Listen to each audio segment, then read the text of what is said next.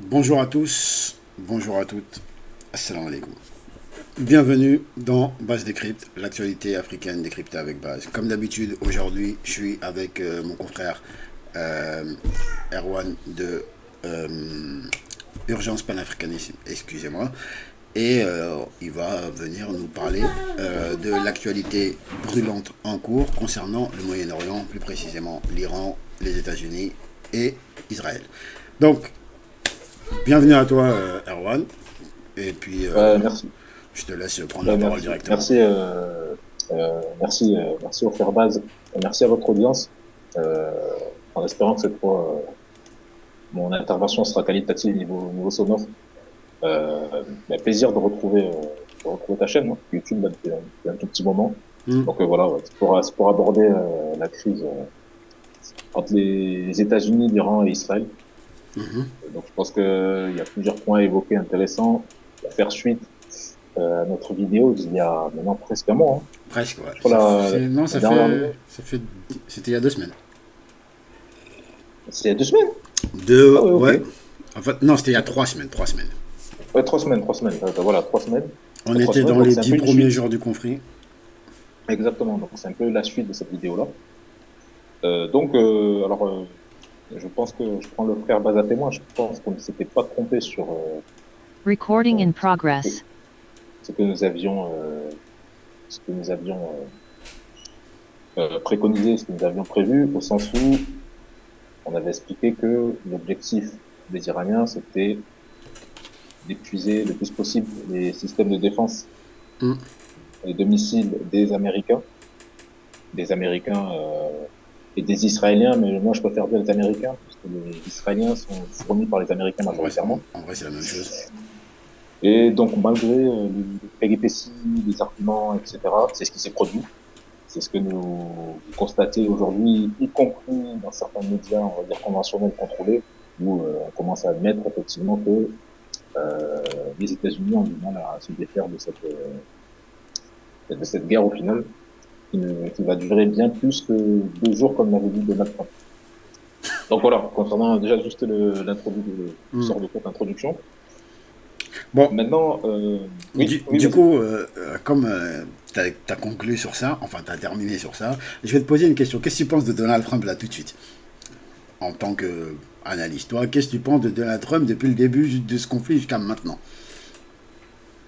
Alors c'est très étrange mon sentiment, parce que alors j'ai essayé de me renseigner ici ou là, que ce soit dans les sources américaines, et j'essaie de comprendre plus ou moins la logique de ces déclarations, et également les sources étrangères. Alors on a tendance à dire qu'il est tenu par les dossiers Epstein, ce qui est possible. Ce qui est Ouais, possible. Maintenant, moi, j'ai fini par comprendre qu'il y a d'autres facteurs ouais, je pense aussi. beaucoup plus tendus. Il y a des, c'est même pas des rumeurs, il y a des analyses de plus en plus pressantes et le discours de son ancien directeur du renseignement, je crois, Monsieur Kent, Ouais, Joe Kent. voilà, Joe Kent, qui a démissionné, il a laissé sous-entendre les grandes lignes. Je pense qu'il a surtout peur pour sa famille, ou du moins pour lui, ou surtout pour sa famille. Je vais aller plus loin, je sais que ça peut paraître, il y a de plus en plus de personnes, quand même bien sensées et bien informées, qui pensent que s'il ne fait pas les 4 volontés d'Israël, je pense que ça peut, il Il y estime aura, que sa famille, il pourra avoir des représailles directement sur ses proches ou lui-même, surtout sur ses proches. comme on dit chez nous, il y aura des Sur retombées, ses quoi. proches. Et lors de l'audience de Joker, comme tu as dit, Joker, il a aussi laissé sous-entendre que Charlie Kirk, Ouais. il n'a pas dit clairement, mais il a laissé sous-entendre, et il a bien fait comprendre qu'il était derrière Charlie Kirk, et que l'assassinat est venu à partir du moment où il s'est opposé de manière claire au conflit contre l'Iran. Ouais, il a laissé sous-entendre clairement qu'il était Ouais, derrière. il a On va été plutôt pas, clair de ce sujet-là, voilà, d'ailleurs.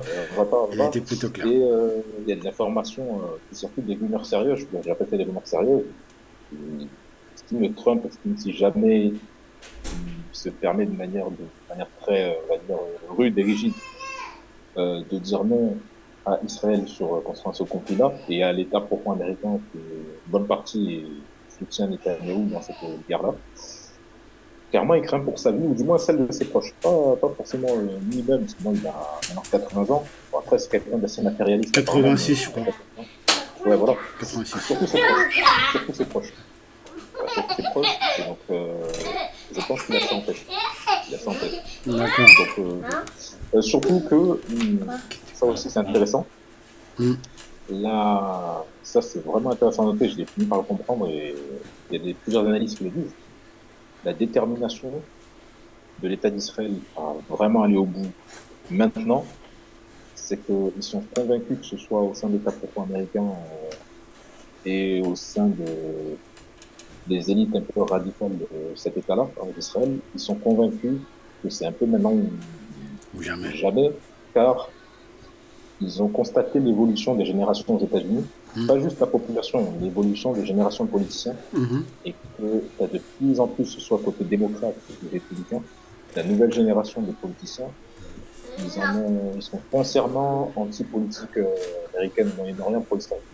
Et exemple le plus illustratif, c'est Charlie Kirk, mais au sein des démocrates, lors des dernières années, c'était tenu par la vieille génération, et toute la génération qui est derrière sont profondément anti-Israël.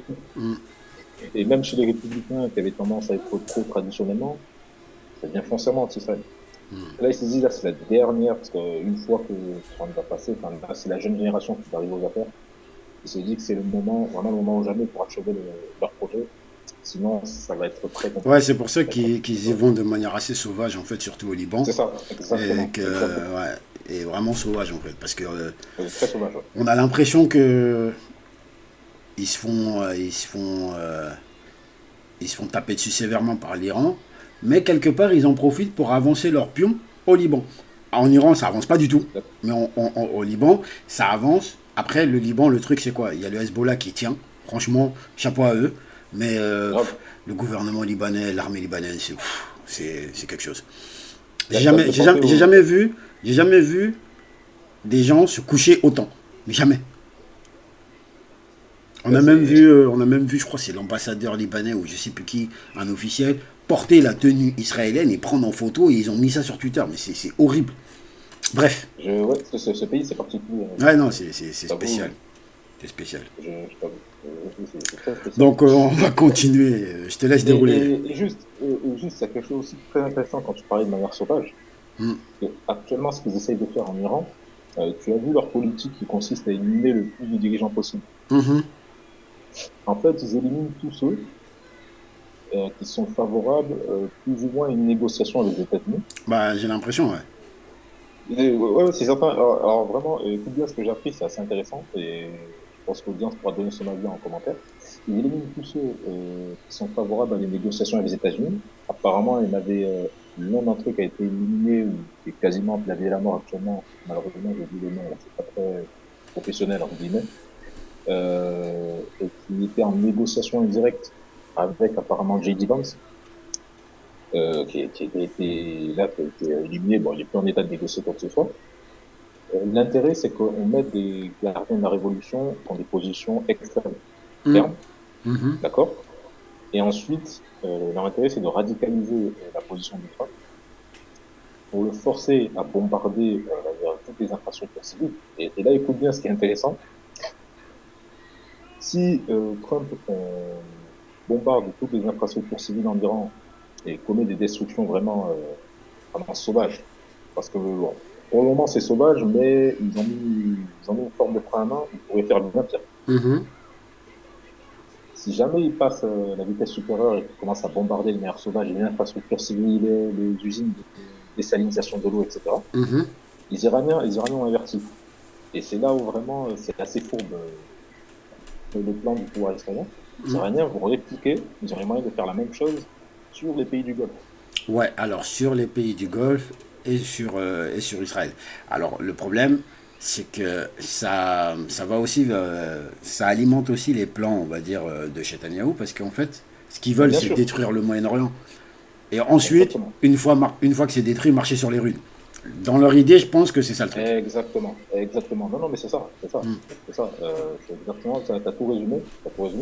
Et notamment, il y a un pays qui devrait se méfier, parce que je trouve quand même qu'il y a un manque de maturité trouve géopolitique quand même, bref, c'est l'Arabie Saoudite qui, Alors, le- pour ma part, leur prince a dit, j'ai ouais, l'impression que tous les pays du Moyen-Orient, excepté l'Irak et, on va dire, le Hezbollah au Liban et le Yémen, aucun, je dis bien aucun, n'a compris ce qui l'attend réellement. C'est pour ça qu'ils sont vite encore fait le dans ça. Qatar. Vite fait le Qatar. Le Qatar, c'est vrai. Le Qatar, c'est vrai. Je crois qu'ils Ils commencent à sont repris. s'adorer. Ils se sont repris. Et je pense qu'ils ont dû voir que ça va être compliqué après ça s'ils continuent sur ce chemin-là de continuer tous les investissements qu'ils ont ailleurs qu'au Qatar. Ils se sont dit on va se calmer tout de suite, on fait pas le poids, on va négocier. C'est ça. Et d'ailleurs, je crois que même pour exprimer une forme de comportement, ils ont débloqué, je sais pas si tu le confirmes toi, Hmm. ils ont débloqué une somme d'argent, je crois 5 ou 6 milliards. Ouais, J'ai appris ça qui était bloqué des Ok, sanctions. confirme. Ouais, si, Ouais, j'ai vu ça. ouais, c'est pas Et rien, c'est pas rien. c'est pas un geste anodin. Et je crois qu'ils l'ont Bien fait sûr, sans attendre l'aval des bien sûr. États-Unis. Donc du Exact, exact. coup, je pense que Et eux, juste, ils sont pas prêts à renoncer grave, à leurs milliards, tu vois. grave. C'est surtout ça le Et truc. juste pour revenir sur notre ami Ben Salman, alors peut-être, je pense que t'as résumé, il n'est pas encore conscient de ce qu'il attend. C'est-à-dire que si les Américains décident de bombarder l'Iran au point de rendre le pays invivable sur le plan civil, il va se passer exactement la même chose dans son royaume. Hmm. Et le pouvoir israélien n'attend que ça, parce que dans le fameux projet de Grand Israël, et ça c'est pas un complot, maintenant c'est officiel, c'est admis, Non, ça on c'est va clair. arrêter de bêtises. T'as même le fanion sur de l'armée israélienne, ils ont le fanion où t'as carrément le logo. Ouais, c'est dessiné dessus. Ça comprend tout le nord de l'Arabie Saoudite. Ah Je ouais, il y a sais pas toute si une vous avez partie de compris. l'Arabie Saoudite. En fait, pour leur plan, il y a que l'Iran qui gêne. Sinon, c'est carré. Exact. C'est déjà acté, mais il y a Non, que mais l'Iran qui gêne. je crois que je sais pas si t'as entendu, c'est un péril. Et tu vois, lui, pour le coup, il est pas très stupide. Et certains dirigeants un peu, je dirais, idéologiques en Afrique francophone devraient en prendre la graine, hein, contre Patrice Talon et compagnie. Ils ont commencé à affirmer, parce qu'ils sont assez arrogants, et ils étaient persuadés que en Iran, ça se déroulerait assez facilement. Ils ont commencé à dire, ouais, après, ensuite, on va s'occuper d'Erdogan. Je sais pas si t'as entendu ça. Je sais Si, pas si t'as vu ça. je crois que c'est un député ou Je un sais plus c'est quel ambassadeur. ministre. C'est un C'est un ambassadeur ou un ministre, ministre. non? Ouais, c'est un des C'est un deux. ministre. Ouais, et je l'ai vu, mais ils n'ont pas compris. En fait, le problème, c'est que la Turquie, c'est encore pire que l'Iran en termes on va dire, militairement parlant.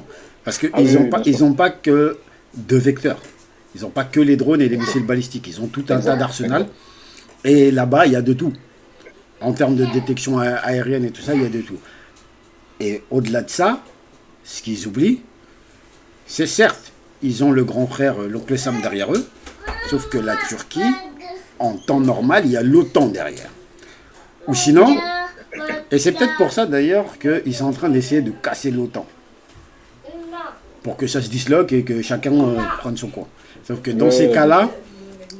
Israël est beaucoup trop petit pour pouvoir faire ce qu'elle essaye de faire. Ouais, bien sûr. Moi, ça, c'est ma vision de la chose. Après sans trop m'éparpiller, moi je pense que le seul levier de faiblesse de l'Afrique, par exemple l'Iran, C'est c'est les. plus un levier de force, c'est c'est- leur dépendance, tu sais, ils ont leur monnaie là, qui est trop dépendante des spéculations américaines. Hmm. Je l'ai remarqué à plusieurs reprises. Je ne sais pas s'il a pu régler le problème encore, j'avoue, je ne suis pas renseigné ces derniers temps. Mais je sais que à chaque fois qu'il y a eu des situations de tension entre lui et Washington, je te dis, Mohamed, le lendemain, le surlendemain, on apprenait que la livrature chutait de 60%. Bim. Ah ouais. Ah oui, oui, oui, j'ai même un épisode qui m'a marqué. Ils avaient tenté, c'est une parenthèse, très rapide, le jour où était refermé. Ils avaient tenté une tentative d'implosion de l'Éthiopie en 2019. Ouais. Il y a différents groupes, d'accord? L'Éthiopie avait un accord de défense avec la Turquie. Ils ont activé cet accord de défense-là. Mhm. Donc la Turquie a livré massivement des drones, des équipements militaires. Les Occidentaux, et surtout les États-Unis, avaient mis en garde Erdogan. Ils ont dit ne livre pas Ce ces matériel. vecteurs-là. Hmm. Il a tenu, il a livré. Il a livré et l'Éthiopie a pris le dessus sur les rebelles qui étaient instrumentalisés. Mohamed, j'ai suivi, je te dis, 2, 3 jours après, la livrature qui a chuté de 60%. Il y avait des annonces sur les médias occidentaux. C'est une dinguerie. Hmm. Et ça, ils l'ont fait à plusieurs reprises. Ils l'ont fait aussi à l'approche d'élections. Hmm. à l'approche d'élections, les élections, ils le font souvent en fonction, ils choisissent bien le moment, il faut toujours faire un moment stratégique pour pas que ça se retourne un peu contre Hum, l'employeur. hum. Et je sais pas s'il a réglé ce problème, en fait. Bah, Voilà, c'est là, j'avoue, je ne compliqué. suis pas renseigné, Hum. mais je pense que c'est le seul levier qu'ils ont. Sinon, comme tu as dit, pour le reste, militairement, c'est encore pire. Non, non, Alors, ils font pas le poids. Là. donc, Hum. du coup, voilà. Donc, Et ça pourrait redessiner des alliances ultra inattendues, quoi. bien sûr, Parce que moi, je bien vois sûr, très bien. bien sûr. Alors, je dis ça toute réserve gardée, mais je vois très bien la Russie se dire non, non, non, vous n'allez pas venir aussi proche de chez moi et foutre le bazar. Donc, je Ah, rentre là-dedans.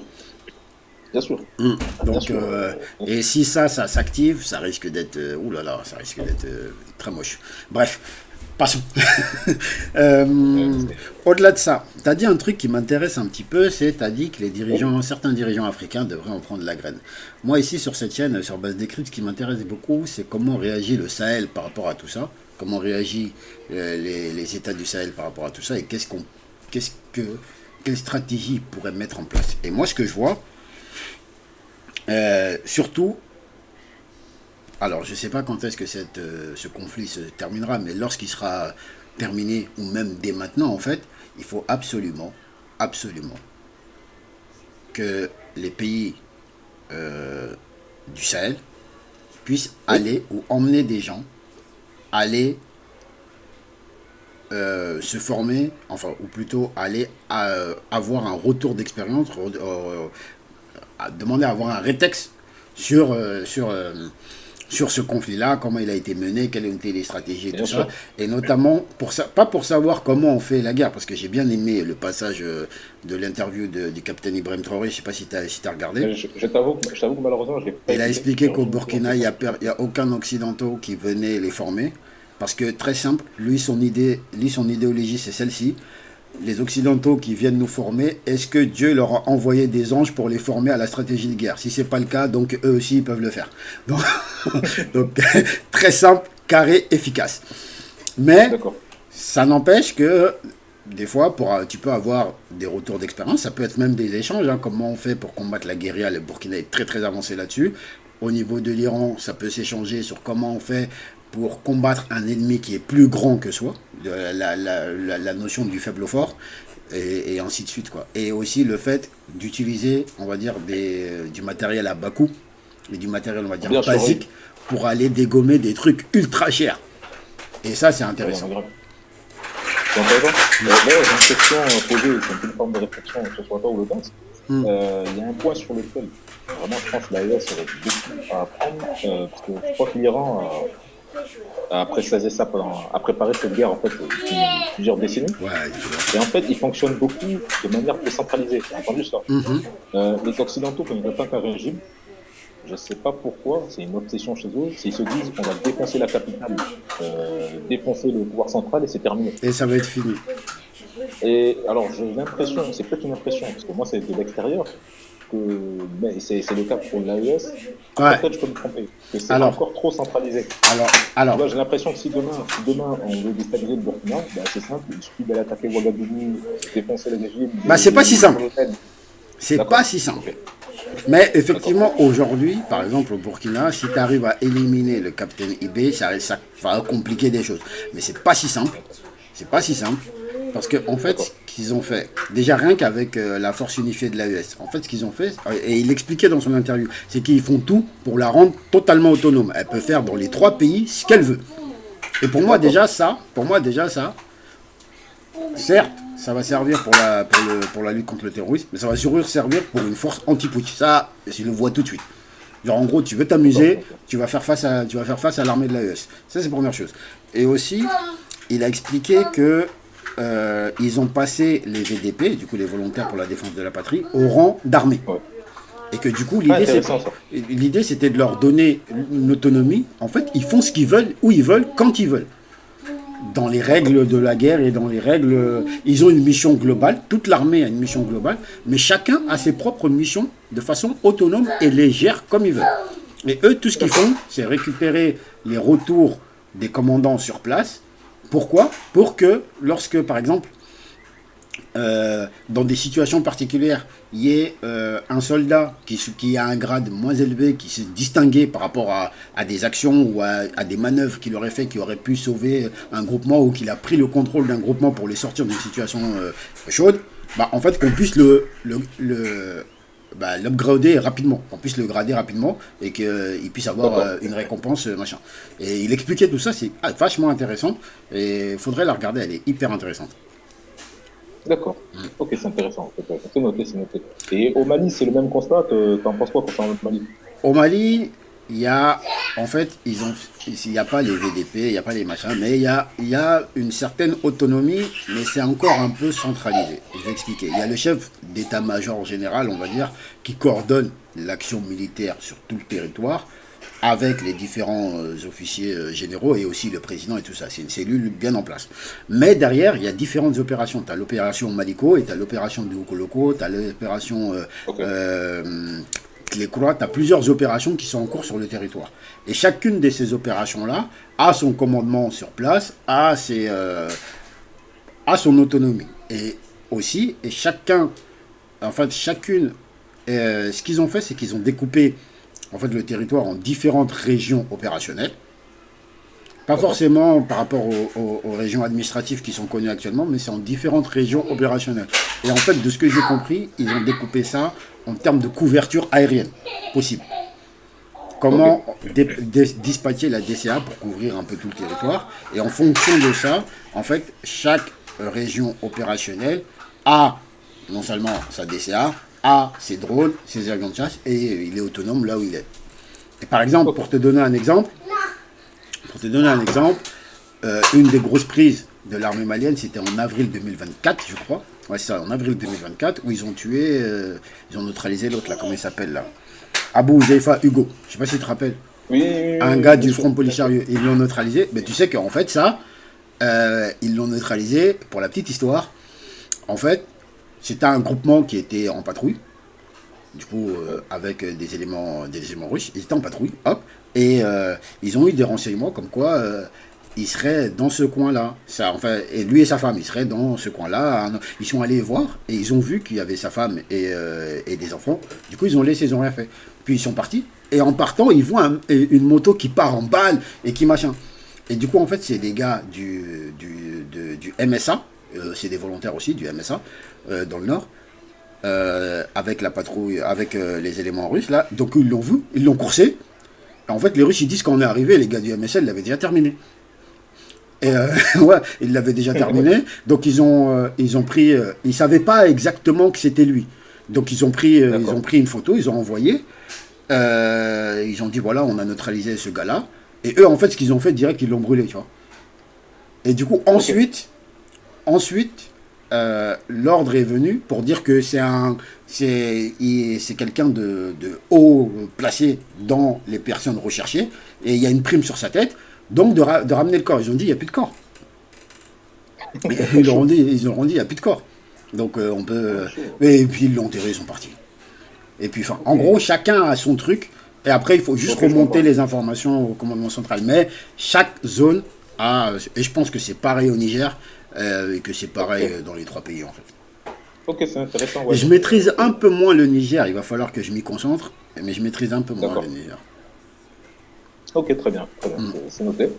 Le dernier point que je vais évoquer, ce sera vraiment le dernier point de Hum, la session, c'est l'erreur stratégique.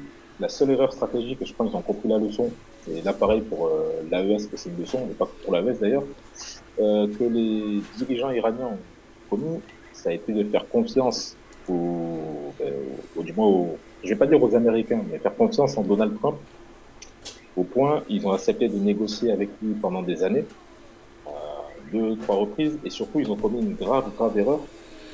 Et là, c'est pas, ça n'a rien à voir avec, on va dire, ce qu'on appelle les pions qui sont au sein de l'administration et on va dire qui agissent plus ou moins pour Israël.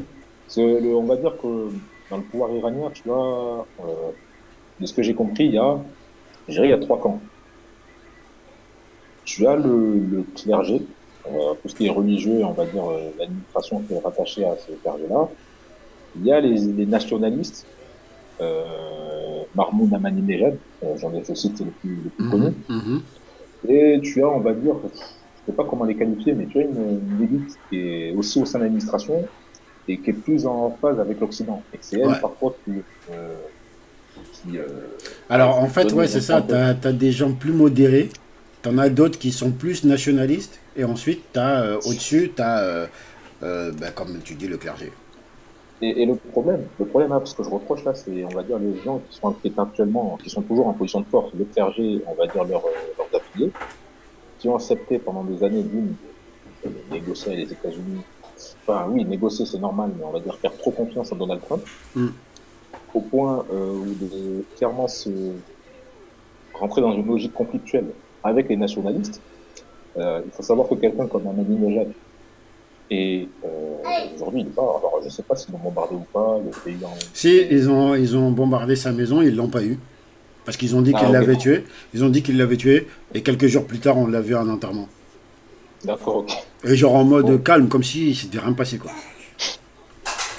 ok, Mais bon, bah, en fait, tant les mieux. Iraniens, franchement, respect à eux. Franchement, respect à eux. Parce que, Ah en non, fait, rien à dire. ce Et qu'ils font, c'est énorme. je précise, quelle que soit, même la critique que je vais tenir là, Hmm. euh, je dirais que c'est pas une critique bienveillante, même s'il y a certains points de friction, ça m'a un peu déçu, mais ça n'empêche pas qu'il y ait un grand respect. Ah ouais, non, non, Un non, grand ce qu'ils font, respect, c'est énorme. ouais, c'est dans quel que soit quel que soit le clan, la faction. Ça, je veux être très Donc, clair dessus. ce qu'ils font, c'est énorme. Mais, Parce qu'ils sont prêts à tout pour leur idéologie. exact, Et ça se respecte. exact, exact. Là, le petit reproche que je vais faire, je vais réfléchir, donc, ils se sont mis à dos Ahmadinejad, non, ils se sont rentrés en friction avec les nationalistes de Ahmadinejad. Ahmadinejad, faut préciser il est en résidence surveillée à la base. Hmm. Il n'est pas libre. Il est en conflit, il y a un conflit entre lui, les nationalistes et le clergé. Il est en résidence, il a essayé de se présenter à plusieurs reprises de nouveau. Ils ont rejeté sa candidature. Bah là, je Voilà. pense que ça va Il être. faut savoir, il faut savoir que les nationalistes sont ceux qui sont à l'origine de ce que les gens appellent l'acte de la résistance et qui mettaient un peu en panique l'État d'Israël, puisqu'en fait, l'État d'Israël était encerclé entre Ouais, c'est clair. un Hezbollah qui était sur armé, Hmm. entre des milices qui étaient en Syrie qui étaient sur armé, et le Hamas qui était quand même bien équipé à l'époque. Ouais. Bah, en fait, ils Voilà, arrivaient à et faire la jonction entre ces trois groupes. exactement, Et ça faisait une sorte de exactement, corridor que tu pouvais pas empêcher, en fait. exactement, exactement. Et si tu regardes bien, et c'est là, c'est le premier reproche que je veux préciser, une des premières trahisons, c'est même presque une trahison, mais je vais le mettre en guillemets parce que les mecs restent quand même plus ou moins courageux. Euh, Au nom de la confiance qu'ils avaient en Donald Trump, et de pouvoir l'espoir de pouvoir trouver un accord, mettre fin aux sanctions, ils ont sacrifié ce corridor-là. Ouais. Ce corridor-là avait été créé par les Nationalistes, ils l'ont sacrifié clairement, et de Hmm. manière plus, ils ont clairement arrêté, du moins par intermittence, de soutenir lourdement le Hezbollah. Hmm. Il y a des rumeurs très, très, très sérieuses. Et je tiens des sources, ça, je peux citer les noms, parce que je pense que j'en avais déjà parlé en privé par rapport à des anecdotes qu'on redonne. Thierry Messan. Mhm. Thierry Messan, c'est un ancien analyste, bref, je vais pas te faire tout le CV, mais Ouais, il non, je connaît connais. personnellement Ahmadinejad, voilà, il Mhm. connaît. Donc, clairement, c'est expliqué qu'en fait, l'histoire de Hassan Nasrallah, où Israël patrick tout un temps parvenu à jouer, on l'a eu, on l'a ciblé, bref. Non, c'est pas compliqué. Il y a eu une complaisance des autorités cléricales iraniennes qui ont plus ou moins laissé fuiter aux Américains où ils se trouvaient, Mhm. parce qu'il y avait de grosses tensions en pleine guerre entre lui et le pouvoir iranien, parce que Nasrallah en avait ras-le-bol du double jeu des Iraniens. Un coup on te soutient, un coup on met le frein, et il commençait à avoir marre, et là il réfléchissait à ce que les Hezbollah deviennent pleinement autonomes. Mais Ouais. bon, c'était un peu trop tard. Hmm. Donc ils se sont dit, bon vas-y, on perd le contrôle, on va faire plaisir à Donald Trump, on va laisser fuiter où il se trouve, ils l'ont bombardé.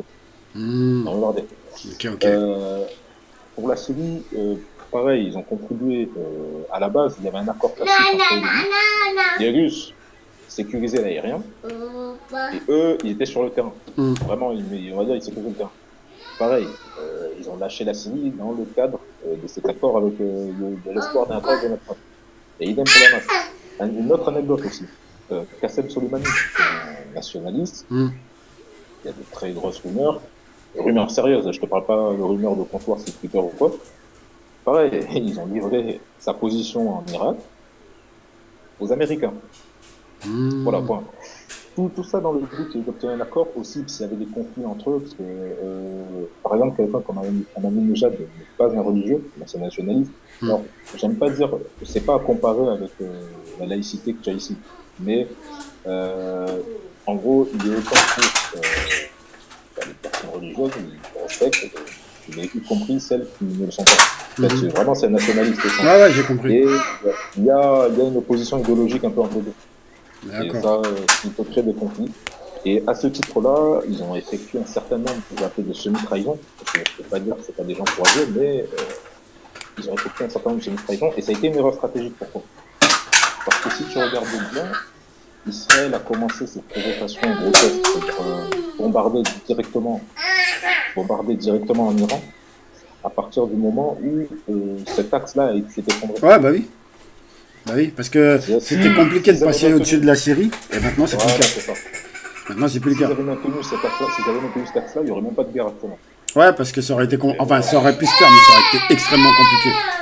Voilà. Voilà. Donc, Ouais. ce sont... et je rajoute cette petite anecdote aussi. Et ils avaient même tenté de percuter la position du chef de la rébellion yéménite, que les gens appellent Ansar Allah, Ouais. que les médias occidentaux appellent Les outils. Et par chance pour lui, je crois, je sais pas s'il avait pas, il a échappé à la Ouais, tentative. ouais, je me rappelle. Je me rappelle, ils avaient bombardé, Voilà. ils étaient même ils ont perdu leur ministre, je sais plus c'est lequel, je crois que c'est le Voilà. premier ministre, un truc comme ça, ils ont perdu. Mais lui, Mais il était pas là. il était pas là. Donc, Ouais, effectivement. voilà pour l'information. Ouais. Et voilà pour cette petite information. Et quelque part, ils l'ont un peu, malheureusement pour eux, mais ça leur sert de leçon, ils l'ont un peu payé Ouais, le prix de tout ça, quoi. en partie actuellement. Voilà, ouais. Du coup, juste pour avant de clôture, je sais que tu as dit que c'était le dernier point, mais juste, on va dire que c'était l'avant-dernier. On a vu ce week-end, on a vu pas mal d'avions se faire abattre. Les Américains partir récupérer un de leurs gars, se faire abattre les hélicoptères en veux-tu en voilà. Je crois qu'ils ont perdu 5 aéronefs en une seule journée. C'est jamais arrivé à l'armée de l'air américaine depuis, on va dire, la Seconde Guerre mondiale. Même en Irak, même au plus haut de la guerre en Irak, c'est jamais arrivé. Qu'est-ce que tu en penses et qu'est-ce que tu peux nous dire là-dessus? Rapidement, Alors, en 3 minutes. J'ai une théorie rapide là-dessus parce que alors, la théorie, et je pense que je vais pas me tromper, mais on verra si les faits me donnent raison. Comme tu le sais, en réalité, c'est pas le premier avion qui se fait descendre depuis le début Oui, de la oui, c'est guerre. clair. Mais le fait que ça fuite, cette fois, ils annoncent la descente d'un ou deux avions dans les médias occidentaux contrôlés. Moi, j'ai l'impression que effectivement, Trump va aller au bout de sa logique un peu folle et il va aller presque aller au suicide en tentant une opération militaire terrestre, en envoyant des soldats. Et le fait de dire qu'on a un ou deux avions abattus et qu'il y a un de nos députés qui n'a pas été retrouvé, tu sais, tu crées un peu les conditions du narratif. Bon, finalement, ils l'ont récupéré. Par l'opinion. Ils ont récupéré tout le monde, là. Apparemment, ils ont récupéré. Il y en avait deux. Le premier, il l'avait déjà récupéré au départ. Je crois que lui, il est tombé en Irak, ils l'ont récupéré. Et le deuxième, ils sont allés le chercher. Et c'est là qu'ils ont perdu tout un tas d'avions. Et ils en ont perdu encore après, derrière. Ils ont dit, ouais, non, c'est faux, mais ils en ont perdu. Ils ont perdu 2 A-10, 2 ou 3 hélicoptères, je crois, un F-15. Mais du coup, ils ont perdu aussi des... Ils ont perdu des gars, du coup. Ouais, ils ont perdu des gars. Mais ça, ils en parlent pas trop, tu vois. Mais ils ont perdu pas mal d'aéronefs. Et de ce que j'ai appris, en fait, ce qu'ils font, c'est que, en fait, ils laissent pas fuiter par rapport aux aéronefs qui perdent. Et ce qu'ils préfèrent faire, c'est genre quand il y a un aéronef qui est perdu et qui crache, ils préfèrent le bombarder pour éviter que les preuves puissent être publiées. Ouais, non, ils vont très loin dans l'histoire. Apparemment, ils auraient peut-être des brigades, on va dire, de nettoyage qui sont là juste pour ça. Alors, je sais qu'Israël faisait ça, mais là, je pensais pas que les Américains aussi... Je pense qu'ils ont eu cette idée-là à partir du moment où le premier F-35 s'est fait toucher. Ils se sont dit, là, ça risque d'aller trop loin. D'accord. Wow. Et aussi, il y a un truc par rapport à l'opération terrestre que tu disais. On a vu une douzaine de généraux aussi se faire virer. Je pense qu'eux, ils ne devaient pas être trop d'accord avec ça. Exactement, tu m'as devancé, j'allais en parler justement. Et pour moi, ça laisse présager qu'il va y aller jusqu'au bout. Il va tenter une opération, il va y aller. Ouais. Ça va mal finir, mais il va y aller jusqu'au bout. Ça va très mal finir, ça va être une boucherie. Ouais, il va tenter d'y aller. On va tenter d'y aller et ça c'est dommage. Donc Erwan, je te remercie. On De rien, c'est va moi qui te s'arrêter remercie. là, on va partir ensemble. Et du coup, je remercie tous ceux qui nous ont écoutés jusqu'ici, tous ceux qui partagent, qui likent, qui commentent. N'hésitez pas à liker, commenter, partager. On a d'énormes restrictions actuellement sur la chaîne et puis tout ça ne peut pas fonctionner sans vous.